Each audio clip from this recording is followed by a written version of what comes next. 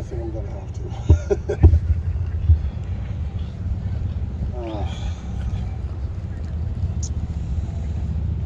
I'm always nervous about this kind of garbage, but it is what it is. Uh, my name is James. I myself suffer from bipolar, anxiety, depression, ADHD, panic disorder, and of course, complex PTSD. I'm going to do my best to wing this as best as I can because 99% of the time I don't even know what I'm talking about. But I guess the only way I can really do this is I'll first talk about my life, and then I'll talk about how I'm going to call it self-deletion because I hate using that other word. I really hate using that word because it's a word that is naive and it should not have a definition in my eyes. But unfortunately it does. And I'm just going to call it what it is, self-deletion.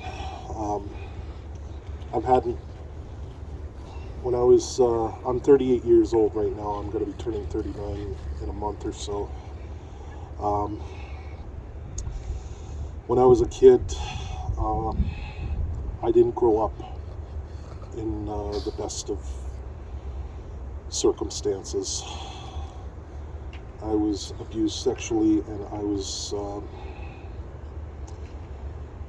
abused mentally and physically even after it came to light that my issues with what happened during those times came to light. I'm far from that now, but throughout my 20s, it really affected me badly, and I managed to make it up to 2012, and I was diagnosed, 2013 actually. 2012 was when I had a panic attack and ended up in the hospital. And like many others, people feel the stigma of going to the hospital whenever they have a mental health challenge. And that's exactly what it is. It's a mental health challenge with self-deletion and mental health struggles. 2013, April 4th, I was diagnosed with bipolar disorder, and that was the first of many of my mental health struggles and what I'm going to now call my mental health journey. So that's exactly what it is. It's a journey. It's a journey of hope, and it's a journey of sadness. And in 2017, I was diagnosed with PTSD. When I was diagnosed with the PTSD, my reaction was, how do I have a mental disorder that affects veterans all around the world? And I soon learned that it's not just veterans that deal with PTSD in the long run. It's also people like myself, people who have come up here and spoke already. It's one of those things that tends to affect everyone. It's not just one person or a group of people, it's everyone. Anyways, I got two stories revolving around self-deletion, and one of them I'm just going to give a trigger warning. I walked in on a friend of mine who took his own life. And I remember that night very fondly and very timidly. I found him. I called the cops.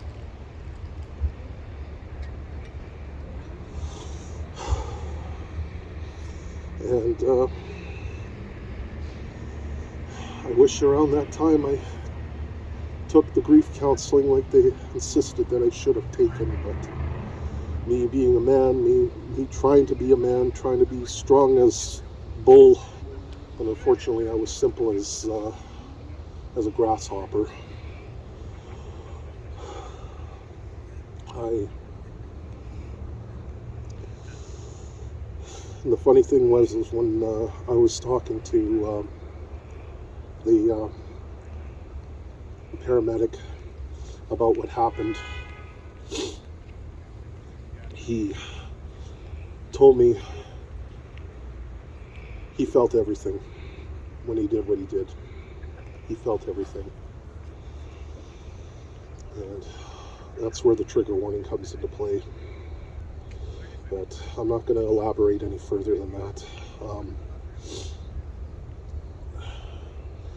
For a long time that stood with me, and everybody kept saying to me, the story behind that is he called me asking me to come over, and I said, yeah, I can come over. And he's like to me, do you want to pick up a Slurpee or something from 7-Eleven before you come over? We can play video games, we can do whatever. I'm like, yeah, I can go pick one up for you. And unfortunately, that's where I should have said to myself, no, shouldn't have gone. Shouldn't have went and got that Slurpee or got that drink for him. But I didn't know. It's what it is. He's where he needs to be. When I say where he needs to be, he's not suffering anymore. He's not. The pain is gone. We'll take it from here. That's what I always say.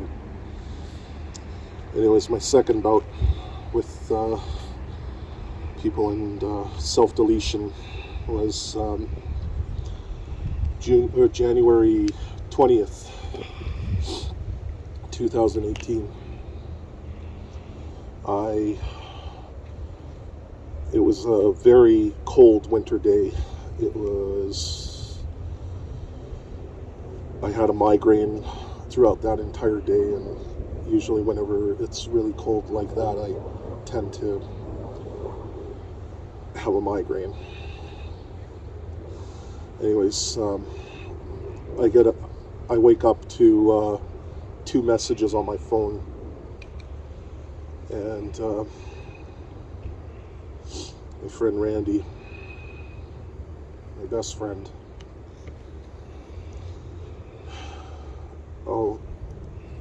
I'll just lean into what happened. What happened was, as I woke up, I looked at my phone.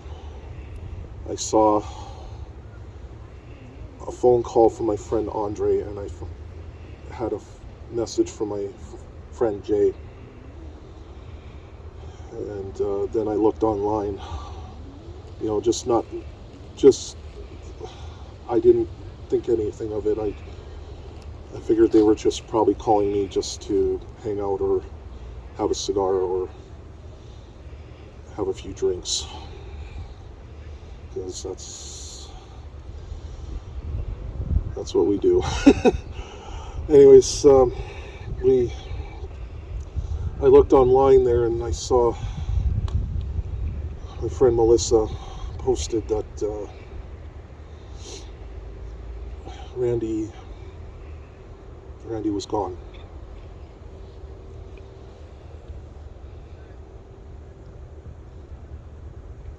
And then I checked my phone, not believing what I saw, and then I phoned up my friend Jay, and I asked him if he heard anything, and he said, yeah, I heard literally an hour ago what happened.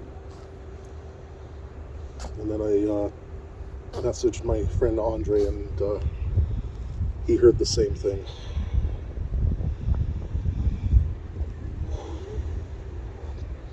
So I broke down. I took a couple cigars that I had in my humidor, and I said to my wife, I gotta be alone for a while.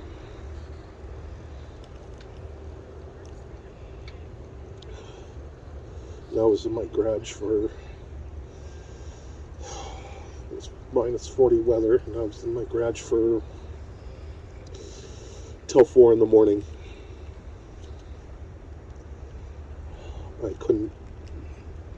I just thought to myself, not again. Not again.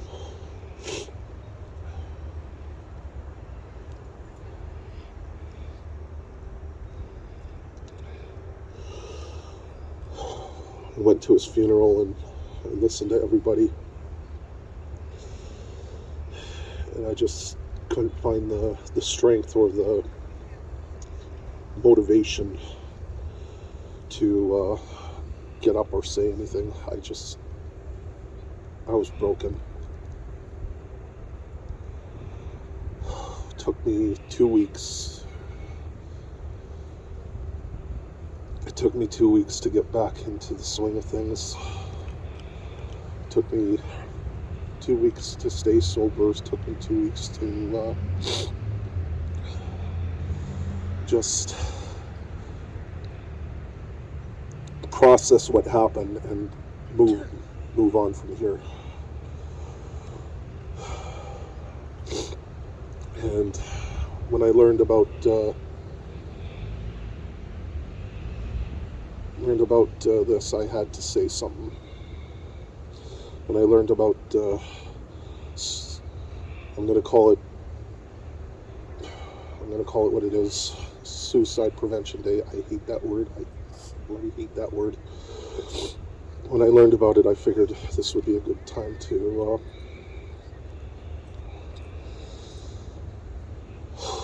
just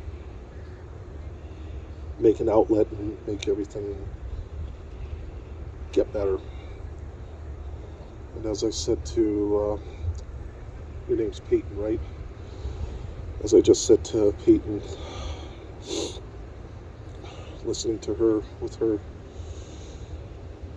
struggles with both mental health and suicide, it gets better. It doesn't go away, but it gets better. I've been going to support group at the General Hospital. I've been trying to go to the PTSD group before it disbanded because of what I call the COOF. I'm not going to call it what it is. Just because that day I just said to myself, I gotta be an advocate for this. I gotta be an advocate against mental health struggles, against self-deletion, against naive thoughts that'll hurt people. I learned a lot. I learned a lot of tools to help distract myself from those naive thoughts. I call them naive thoughts because they are thoughts that are not supposed to be there, but they are there for some crazy reason or another, but they're there, and I call them naive thoughts because it's exactly what they are. They don't define you. They don't define, I guess I'll speak for myself. I'm not going to speak for everybody else. They are thoughts that don't define who I am and what legacy I want to leave.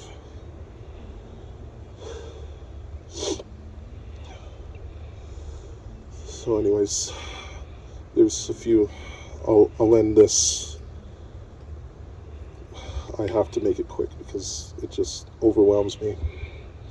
I learn a lot of affirmations, and there's 4 of them. There used to be 3 of them that I tend to live by. I will not be somebody else's trauma. I will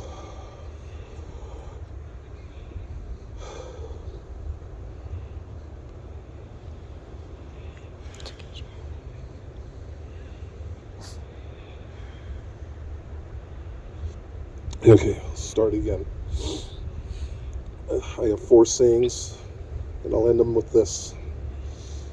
My first one is, I will not be somebody else's trauma. Second, I've come this far, why not go farther? My third one is, I have scars, but they fade with the sun. And finally, mental illness takes a lot of people, but it's sure as hell not going to take me. Thank you.